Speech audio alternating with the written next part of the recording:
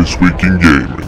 Hey everyone, King Sangos here. In this week's episode, BlizzCon's return in 2013, Ubisoft adding third-party titles to Uplay, the PlayStation 4 details, final Mass Effect 3 single-player DLC revealed, Microsoft likely to reveal Xbox 360 successor, and The Witcher 3 coming to the PlayStation 4.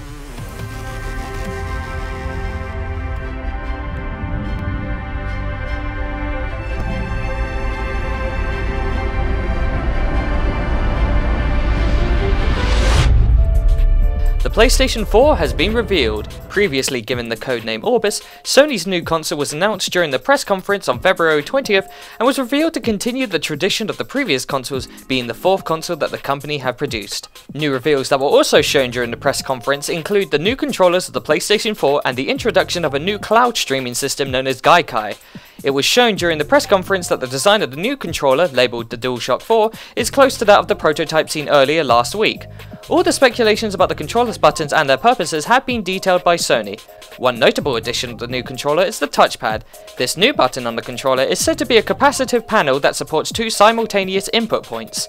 While speculated that this new feature would display graphical images, its appearance is almost the same as the one on the back of the PS Vita, indicating that this touchpad could work in almost the same way. In regards to the new cloud system Gaikai, the system is said not only to allow players to sample and purchase games through the PlayStation, but that they will also be able to capture and multicast their gameplay to anyone in real time using the PlayStation 4 social network. This is due partially to the new share button added onto the DualShock 4 controller. Sony has also stated that the architecture of the PlayStation 4 will also allow gamers to suspend and resume their play sessions preserved in RAM, with the goal to eliminate the barriers between the desire to play and the ability to play. In regards to the PlayStation 4's new detailed specs, the console is said to possess a supercharged PC architecture with a x86 architecture, an enhanced PC GPU, and 8GB of GDDR5 system memory, as well as the local hard drive.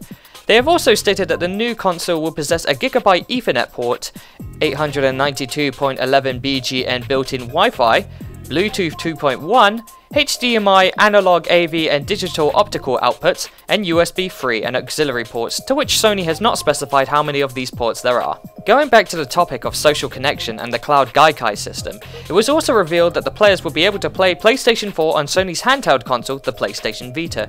The company has stressed that they have plans to make every title on the console available to play on the Vita, and that players can also keep playing the titles by pausing the games and then transferring it from the PlayStation 4 to the Vita and then resuming it. Sony has also revealed that the system can also work for other devices like smartphones, tablets, and even the PlayStation 3. The Gaikai cloud servers will also allow the PlayStation 4 to serve as an entertainment center, pushing content from services like Netflix, Amazon Video, Crackle, Hulu, Music Unlimited, and others that have yet to be announced.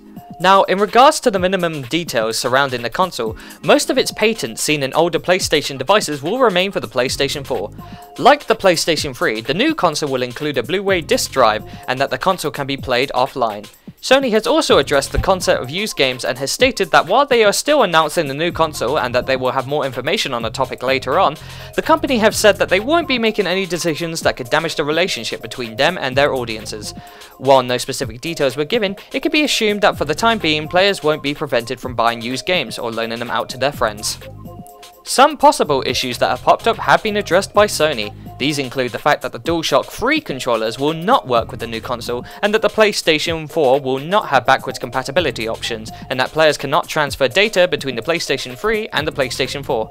While these new details may cause concern for some players, they can stay reassured that the older PlayStation titles can be accessed using the system's cloud service at a later date, and that while the DualShock 3 controller will not be making its debut, the original PlayStation Move Motion controller will be part of Sony's next-gen plan. Finally, many game titles were revealed during the press conference from multiple developers, including Deep Down, Knack, Killzone Shadowfall, Infamous Second Son, The Witness, Drive Club, Diablo 3, Watch Dogs, and Destiny. While a majority of these titles are in development for the new console, games like Diablo 3 and Destiny are also said to be set for a PlayStation 3 release as well as the PlayStation 4 later this year. The new content shown throughout these games offer a glimpse at the power that the new console possesses, with many of the trailers and footage showcase being produced real-time in-game rather than as pre-rendered assets. So while no details about the console's design and pricing have been revealed, Sony's new next-generation console is said to be arriving in stores at a release during the holiday season this year. For me, the three words that would recap would be immersive, magical, simplicity, ultimate play. The game entertainment machine. It's coming soon. It's a connected world. It's the PlayStation. Ubisoft adding third-party games to Uplay. The company is expanding their distribution portal Uplay to include games from third-party developers such as EA and Warner Bros. To mark this new arrival, Ubisoft are offering free digital copies of games like Rayman Origins and From Dust to anyone who purchases a PC title priced at $19.90 or higher, which expires on March 4th. In addition to this, EA have also announced that select Ubisoft titles like Assassin's Creed 3 will be making their debut on Origin. These titles will be available to purchase on PC through the digital storefront right now and in Europe and Asia on February 22nd, 2013.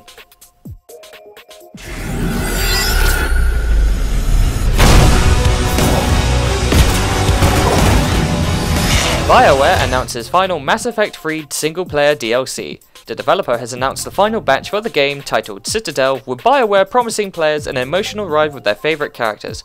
Citadel also promises to bring fan-favourite characters along for one's final sentimental journey in Commander Shepard's trilogy. The file size of the new content is so large that Xbox 360 owners will be required to download it in 2 chunks, having to pay a total of 1,200 Microsoft points for the first part and then getting a second installment for free. Xbox 360 owners will be required to pay and install the first part in order to play the second. PC and PS3 owners, however, will only have to download the DLC in one batch. Once the players have completed the adventure, the player can also reconnect with their favourite characters from the trilogy, play through a series of mini-games, and interact with additional story content through the additional hub area in Citadel. The pack will be sold at the price of $15 or 1,200 Microsoft points and will be released on March 5th, 2013.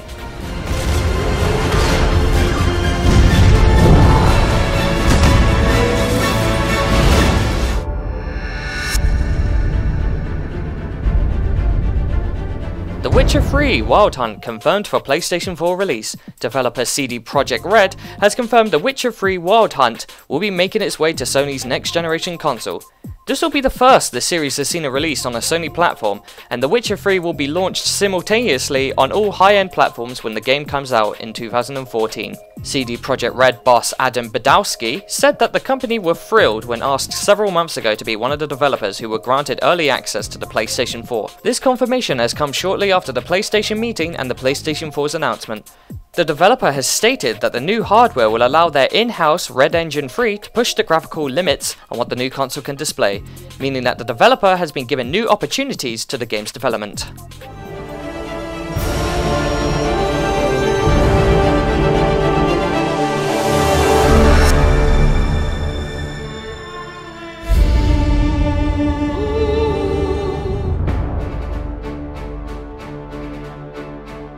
BlizzCon is returning. The annual convention hosted by Blizzard Entertainment, which was absent on 2012, will be reopening its doors once again. The event will be hosted in Anaheim, California on November 8th and 9th, 2013. People who attend this year can look forward to StarCraft, Diablo and Warcraft esports competitions, as well as the chance to see the company's latest offerings. Rumours have been going around that such titles that have been rumoured to make an appearance is an expansion pack to Diablo 3, as well as details regarding the developer's new MMO titled Titan. The prices for tickets and availability for BlizzCon 2013 will be announced in the coming months ahead.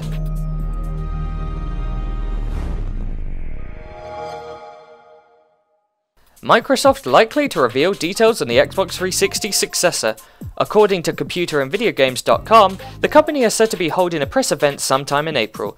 Unspecified developers and industry professionals have informed the site that Microsoft will announce the Xbox 720 at the one-off event in April.